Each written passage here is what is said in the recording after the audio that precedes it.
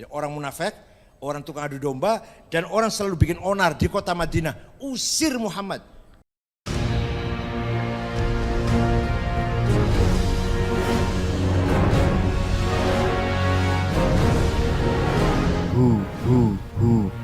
Allah.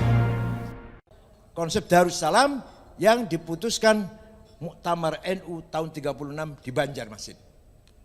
Diperkuat lagi tahun 81 di Situbondo ketika Gus Dur memimpin NU dan Ki Ahmad Siddiq, bahwa negara NKRI berdasarkan Pancasila Undang-Undang Dasar 45 sudah final. Maka tidak boleh warga NU memperdebatkan masalah dasar negara. Tidak boleh. Tidak boleh lagi ada warga, terutama untuk NU ini, terutama untuk NU, tidak boleh ada kiai NU, tokoh NU, warga NU yang mempermasalahkan dasar negara. Berdasarkan Pancasila Undang-Undang 45, Bhinneka Tunggal Ika, bagi NU sudah final. Tidak boleh diperdebatkan. Paling yang boleh dikaji dengan mendalam itu boleh, itu harus. Tapi diperdebatkan tidak boleh. Dan itu tidak omong kosong. Tidak omong kosong. Setiap muktamar dibahas, pasti sebuah kiai memperkuat itu lagi. Setiap kali muktamar, kiai memperkuat keputusannya dengan mengulang pada tahun 36 dan pada tahun 81 di Situbondo. Kenapa? Al-Quran mengatakan demikian. Saya bacakan Romo ayat Qurannya, Pak. Wal murjifuna fil madinati lanughriyannaka bihim thumma la yujawirunaka fiha illa qalila. Apa artinya? Orang-orang yang bikin gaduh di Madinah. Muhammad, jadi Quran berbicara sama dengan kepada Muhammad kan? Muhammad, kalau ada orang bikin gaduh di Madinah, wal murjifuna fil Madinah, usir Muhammad. Jadi Pak Hermawan, pemerintah gak usah ragu-ragu. Ada orang bikin gaduh di Jawa Timur, Surabaya, usir.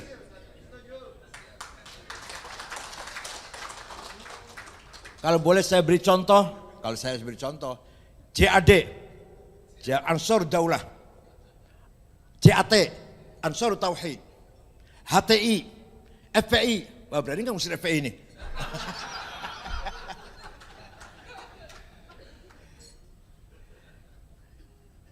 Quran itu Quran itu, Pak.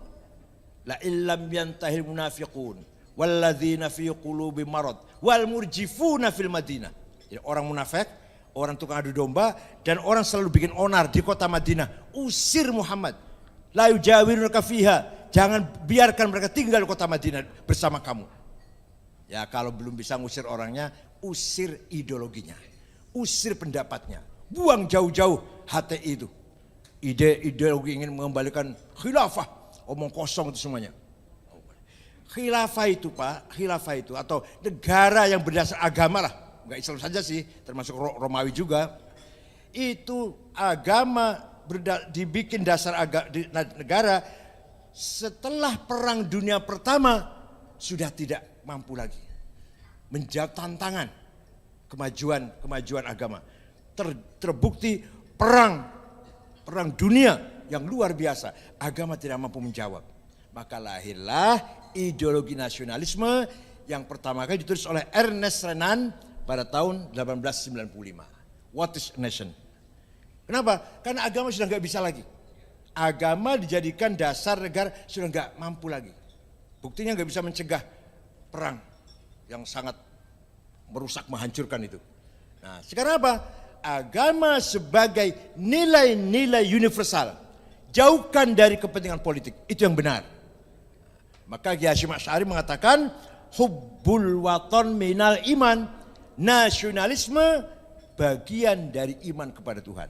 Anda nasionalis harus beriman pada Tuhan. Anda beriman pada Tuhan, beragama harus nasionalis. Selesai sudah itu dengan jargon yang dua kata itu, selesai sudah. Artinya apa? Bangsa Indonesia, umat Islam Indonesia telah menerima konsep negara nation, negara kebangsaan. Di Timur Tengah Mengapa mudah sekali terjadi perang? Di Afghanistan hanya 7 suku, 100% Muslim, sudah 40 tahun perang. Ini kemarin baru ada bom di masjid meledak. Kenapa itu? Tidak punya jargon hubbul waton minal iman. Tidak meyakini bahwa cinta tanah air atau nasionalisme itu bagian dari iman. Sesama Muslim, sesama warga negara yang satu. Irak sudah 30 tahun. Islam sama Islam, warga negara sama Irak. Suriah sudah 15 tahun. Walhasil kalau dihitung nyawa orang Islam yang sesama Islam 1,5 juta nyawa sudah menghilang. Bom meledak di mana-mana, di jalan, di pasar, di toko, di keramaian, di rumah sakit, di masjid. Lagi Maulid Nabi dibom. Ini minggu kemarin di Afghanistan. Apa itu yang kurang? Bukan teologi, salah tidak. Teologinya benar ya, beragama Islam. Bagi saya benar lah ya. Tapi belum mempertemukan, belum mempersatukan antara teologi dan nasionalisme. Maka di Timur Tengah tidak ada pejuang Islam yang nasionalis. Yusuf Qaradawi, Said Qutb, Muhammad Qutb, Ashmawi, Zaki Muhandis, Hasan Hudaybi, nama-namanya ini yang semuanya digantung oleh Jamal Nasir tahun 65, yaitu Partai Ikhwanul Muslimun. Karena apa? Tidak nasionalis. Islam. Yang nasionalis tidak pernah bicara Islam. Tidak pernah peduli dengan Islam. Jamal Nasir, Saddam Hussein, Hafid Asad, Muammar Gaddafi, ya beragama Islam, tapi tidak pernah peduli dengan Islam. Di Indonesia, Kiai Haji Hasyim Asy'ari pendiri NU, kakeknya Gus Dur, dakwah Islam dan nasionalis. Terus semuanya. Gus Durnya juga ya pejuang Islam, aktivis Islam dan aktivis nasionalis. Kiai Wahab, Kiai Bisan Suri dan para kiai-kiai semualah pejuang Islam, dakwah menyebarkan Islam dan nasionalis. Di Timur Tengah nggak ada itu sampai sekarang. Maka mudah sekali perang, sangat mudah sekali perang sesama Islam. Karena tidak punya rasa hubbul waton minal iman tadi. Ya Allah, luar biasa. Ini kearifannya Kiai Hasyim Asy'ari. Dicetuskan tahun 1914. Tahun 14 itu dicetuskan hubbul waton minal iman. Barang siapa mati demi tanah airnya, mati syahid. Barang siapa mengkhianati tanah airnya boleh dibunuh. Itu Hasyim Asy'ari itu. Maka ketika melawan nikah 10 November, Hasyim Asy'ari mengeluarkan fatwa tanggal 20 Oktober, wajib, hukumnya wajib seperti sholat itu wajib. Hukumnya wajib melawan kedatangan nikah.